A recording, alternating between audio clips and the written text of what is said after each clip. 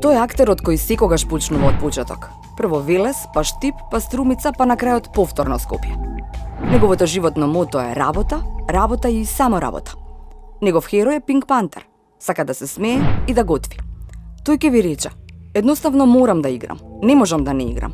За мене сцената е прво и основно место каде сакам да бидам. Сум имал и подеми и падови, како и сите, но како што велат, немој да судиш за некого според успехот, туку според тоа колку сум паднал и колку пати сум се кренал. Тоа е позначено. Во неформално, искрено и отворено со актерот Крста Јовановски. Крсто Јовановски, на оваа сцена сте од пред некое време. Но за почеток, ако прашам како почна се, веројатно се судбина. Не беше Академијата за драмски уметности она што беше ваш прв избор. По волја на вашиот татко, вие тргнавте всушност на економски факултет. Татко ми покојник имаше силен авторитет врз нас, децата. Не беше наметнат авторитетот од некаква традиција која сакаше нели некоја моќ, но затоа што беше доста паметен. И јас го почитувам за тоа бескрајно, затоа што ми направи некаква патека во мојот живот, да почитувам човечки вредности пред се. И за него беше важна економијата и математиката, се што беше друго надвор од ова, тоа не беше важно. Се запишав на економски факултет во Штип, јас бев таа Штип претходно една генерација имаше, прв пат се отвори економски факултет тогаш, веднаш до Домот на културата. Таму беа просториите, имаше една голема просторија кај што се држеа часови. Но има еден куриозитет, таму ми зедоа некои пари мене во Штип. Не можам да се сетам, знам дека некои пари. Не ми ги украдоа, него морав да доплатам нешто. Непланирани некои пари, и бидејќи во мене постоеше некој таков финат, не можев да дозволам да оставам тоа, и сега гледав начин како тие пари да си ги повратам. И знаете како се вика, некогаш некои ситуации, како вика Достоевски, се е договорено, ништо не е случајно.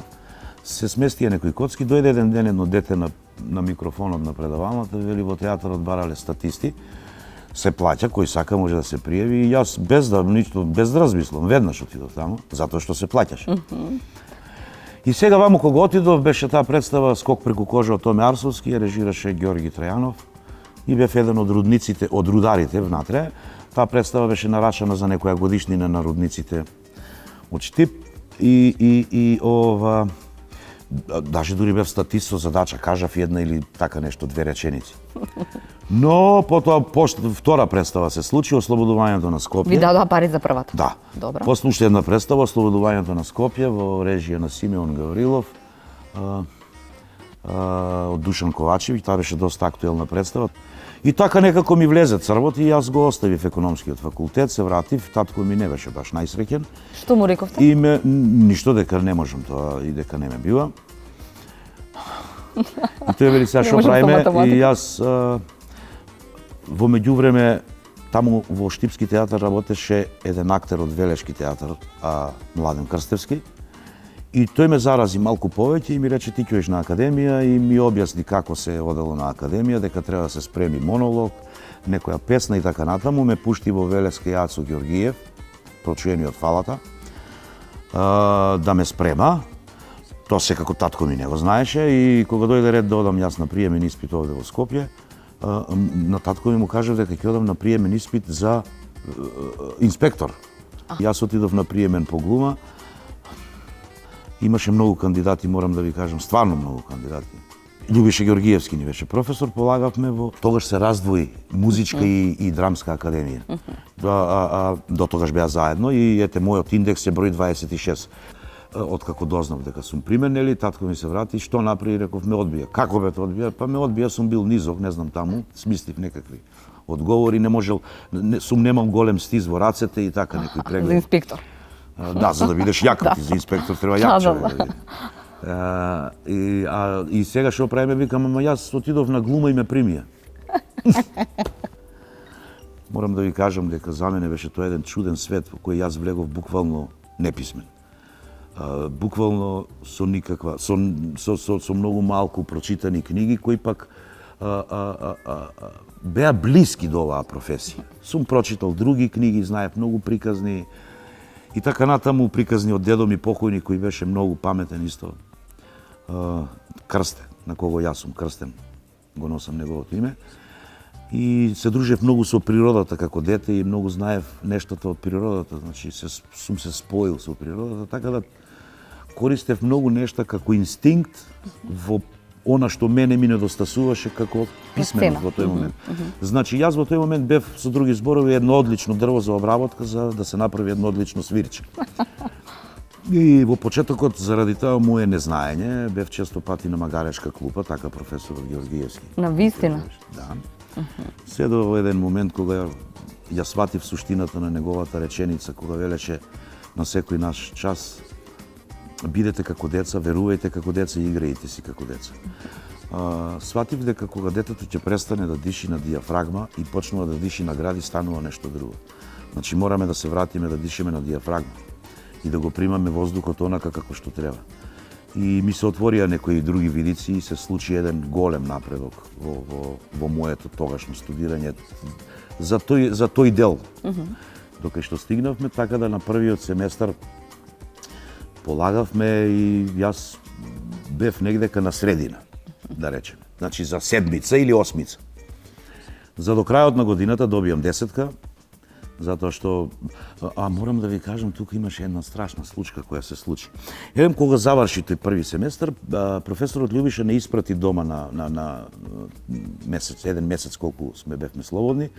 За тој еден месец да смислиме за вториот семестар кога ќе дојдеме, да смислиме еден монолог како субјективна обсервација, како пример ни го посочи примерот на Жан Луи Баро за кибритчето, кој тој многу вешто ни го раскажа и ни го кажа онака како што треба.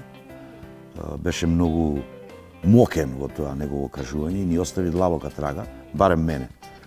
И ни рече да смислиме по една етида, не е важно каква, сето тоа да трае монологот да биде 2 минути, да речеме, и етидата да биде 3, значи се вкупно негде околу 5 минути сето тоа да трае и ние мислевме 5 минути нема.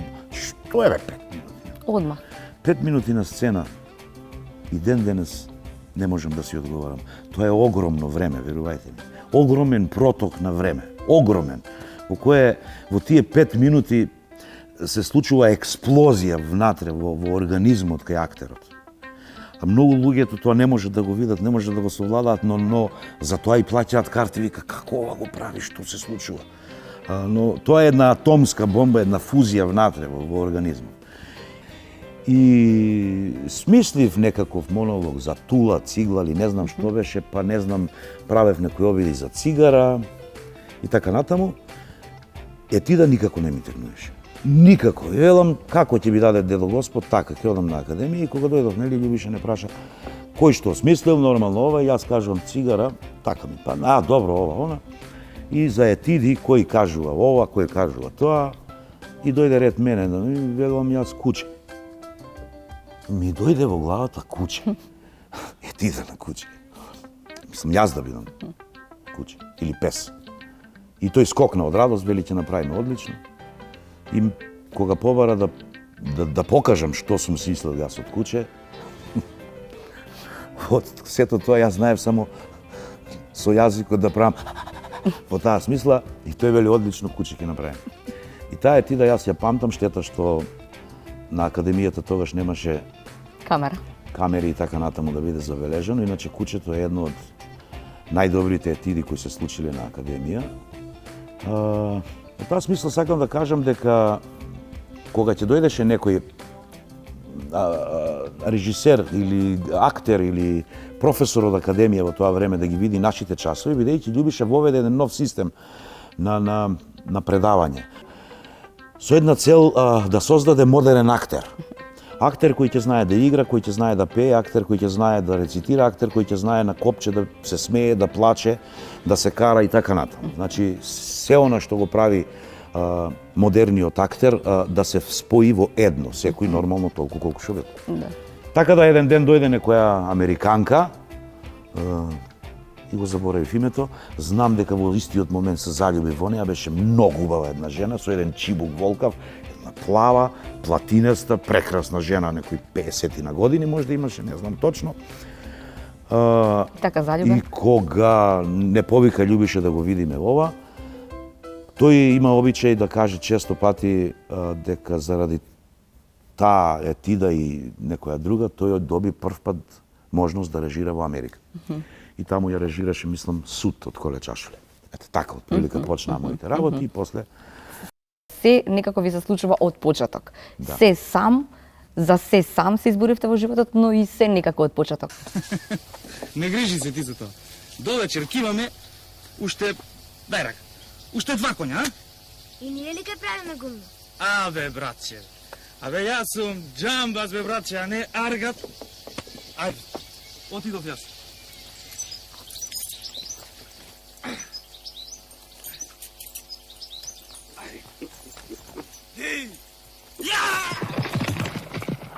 И првото прашање беше дали знам да јавам конј. Јас морам да кажам дека пораснав во село, во Богомила, секој летен и зимски распуст кога не распуштаа, јас бев во Богомила и таму во Богомила научив да јавам затоа што имавме многу трки со коњи и со магариња всушност. Многу е тешко магаре да се јава.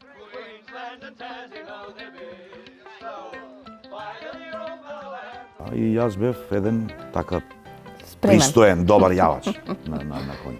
И мислам дека тоа помина без разлика како сум изгледал, отидовме го снимавме Белото циганче, додека траеше снимањето, дојде тогашниот директор на Струмички театар Лазар Новаков, да работам јас во Струмица, моите планови не беа да работам во Струмица, јас сакав да се вработам во Драмски, бидејќи како студент игра во неколку представи таму и се надевав дека ќе се вработам во Драмски, но знаете како се вика, животот не знаете кај ќе ве фрли. И се решив негде ко 84 октомври месец да отидам во Струмица, затоа што ми дадоа голема плата, ми дадоа стан. Во тој миг некако провинцијата ми стана мала. Дури тогаш, по 27 години во неа? Јас многу боледував внатре во себе си, тоа не сум го прикажувал на мојата фамилија дека не сум во Драмски театар, затоа што секогаш сум сметал дека театарот е колектив на големи личности. Театарот е, како велеше нашиот професор, карање на повеќе симфонии во сложно карање. Јас со сета должна почит на Струмици и на Струмичкиот театар, тоа го немав таму тоа. А копнев или мечтаев да влезам во Драмски театар, каде што беа врвните глумци. Драмски театар беше врв на југословенскиот театар во тој момент, што беа Чоревски, Мето Јовановски, Петре Темелковски, Ненад Стојановски, Дарко Дамевски, Драги Костовски, Мајда Тушар, Снежана Стаменска, мислам една плејада, да не ги редам, значи тука беше Нада Гешовска, Милица Стојанова, Гешовски Димитар, Крум Стојанов, тоа беа плејада од актери кои Ванчо Петрушевски, Гоце, Ѓокица, мислам тоа беше една плејада на актери со голема буква А.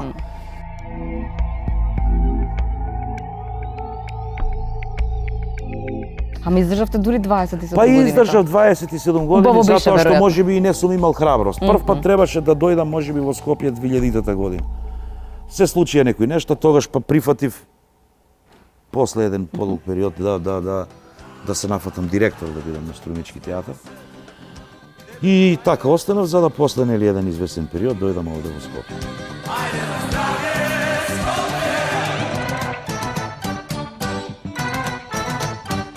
Значи не е нималку лесно да се направи комедија и да се засмева. Па не е баш едноставно. Не е баш едноставно. Сега има во публиката имате секаков вид на луѓе. На некои луѓе им е доволно да направиш само еден гест да се насмеат. На некои луѓе им е малку гест па треба да направиш и нешто друго. На трети им е многу треба да направиш за да дојдеш до резултатот.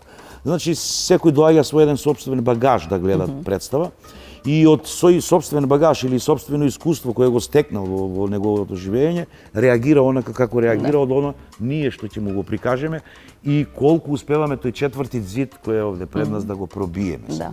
Кој ве нарече класниот? Ова млади овде. Добро, веројатно може да им бидете класен во најмала рака, така? Па не знам, да, негде патувавме, мислам дека така беше, не сум сигурен, негде патувавме со некоја комбе, гостувавме, изгледа со представата Ах, љубов неверна, и јас некако напред седев и кажував нели каде што Каде што како. треба да се. И мислам дека тоа го произведе или прв го кажа Тино. Не сум сигурен, мислам дека Тино го кажа. Класниот ќе го викам и од тогаш ме завикаа класниот. И колку тоа ве подмлади, тоа што сте во состав во кој што сите се околу 30-та некаде или така Ба, и некако? помалку. И помали Да. се, помлади. често пати јас како класен им велам да издржат во нивната работа и после 30 години поминати на сцена да бидат исто такви свежи, полни, мокни, како што су ми јасни. И јас сум среќен. Во принцип, јас секогаш сум се држал да бидам колку е можно помлад, колку е можно да бидеш повесел, да не ги чувствуваш. Годините се години, релативни се. Ти ги чувствуваш или ти тежат онолку колку што ти ќе им дозволиш да ти тежат. Тоа ми беше следното прашање. 30 години на сцена пред колку беше? Пред минатата година, да. Ве плаши тоа? Ве плаши како бројка? Ве плаши Не, како? не. Ја ме прашаа децата како е сега после. Верувајте ми, знаете, јас им рекол, знаете дека не можам да ја одговорам. Значи, тоа ми е сето поминато како еден миг. Тоа ми е поминато во еден здив и јас свесно влегов да чекај да се потсетам на нешто, да најдам некаков разговор, некаков збор за да им кажам дека е тешко или лесно или не знам. И верувајте ми, не најдов. Значи, она што се вели дека театарот е стварно игра, театарот е стварно забава, театарот иако многу тешко. Верувајте ми, многу откажувања бара овие даски, многу преживувања, многу прожимања на нештата. Треба да бидеш, ја не знам веќе и колку ликови имам одиграно, не знам, преку 130, од прилика, не знам точно, треба, никогаш не сум водел статистика за сето тоа, колку публика ми има видено. Имам гостувано на повеќе театри во нашата држава, не само во Струмичкиот. И така да, секоја улога, кај мене барем, ми давала некој нов живот, некој нов порив за да продолжам понатаму. Никогаш не сум се задоволувал со тоа. И овде исто, иако нели треба шанса да се даде на младите, јас сакам да играм во сите представи. Без разлика Што сте класен. Да, не, сакам да кажам, без разлика дали има потреба. Јас често пати сум зборувал овде, ако треба само да поминам. Или Како статист. не е важно, да поминам, значи. Да. Не можам јас да седам дома или да немам представа или да седам дома да немам проба, не знам што да правам со себе си. Значи јас сум за тука. Се надевам дека и во покасните години, доколку го памтам текстот нормално, ќе продолжам да играм. Да. Монолози. Во многу представи ви дале можност драматурзите или драмските автори да самиот напишете монолог. Колку е тешко или колку тоа зборува за сето она што е ваше искуство? Ја имам, например, една стрелка во мојата глава, кога ќе почнеме да работиме на маса, така наречено популарно. Читачка проба, тоа? Читачка проба, еднаш ќе прочитаме 2 пати, 3 пати, а може би тој текст јас сум го имам читано и претходно, нели некој нов е нормално, што не го знам.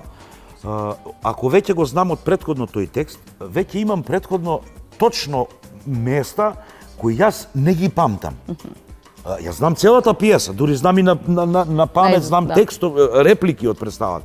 Но имам места кои ми се празни и тоа ми е мене знак дека тој текст, а имам текст таму, и дека тој текст јас не треба да го кажувам. Или ако треба веќе да морам да присутам, да бидам присутен на таа сцена со некаков текст, тогаш си дозволувам да напишам свој сопствен текст или своја сопствена една реченица, не сум многу љубител на тоа, бидејќи сепак постојат драматурзи за таа работа, да си напишам за да биде нели во форма, бидејќи тој текст напишаниот како понуден мене не ми влегува во глава. Едноставно не можам да го запамтам.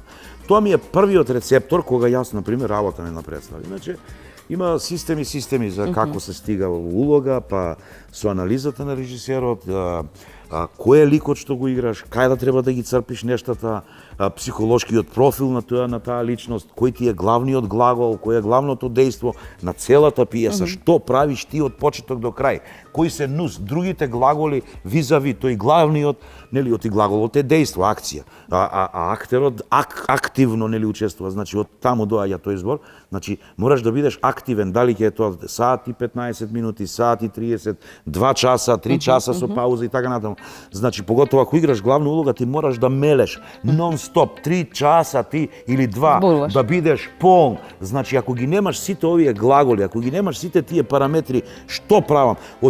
Во текот на таа пиеса, како ќе те гледа публиката? Тоа е едната работа, втората работа е Значи, активно мораш да учествуваш во сето тоа.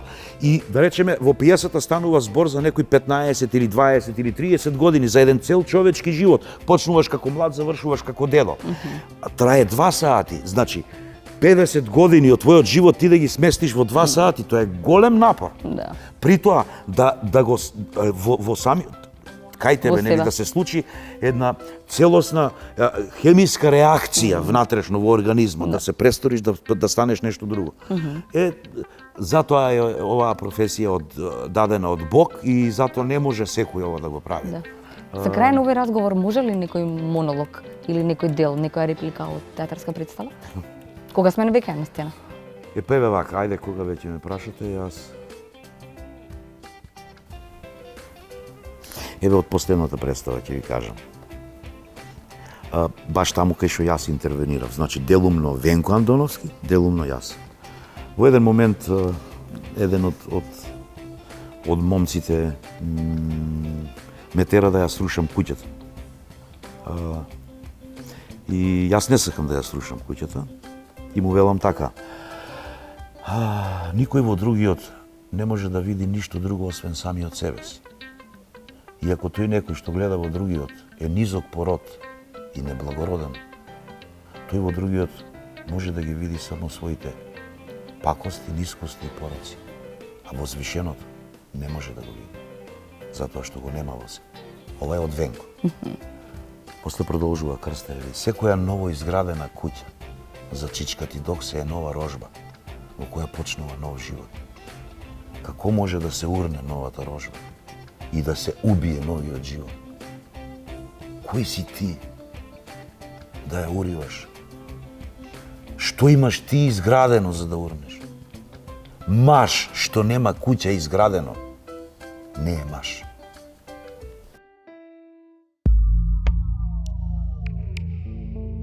И на крајот од ова неформално само уште нешто.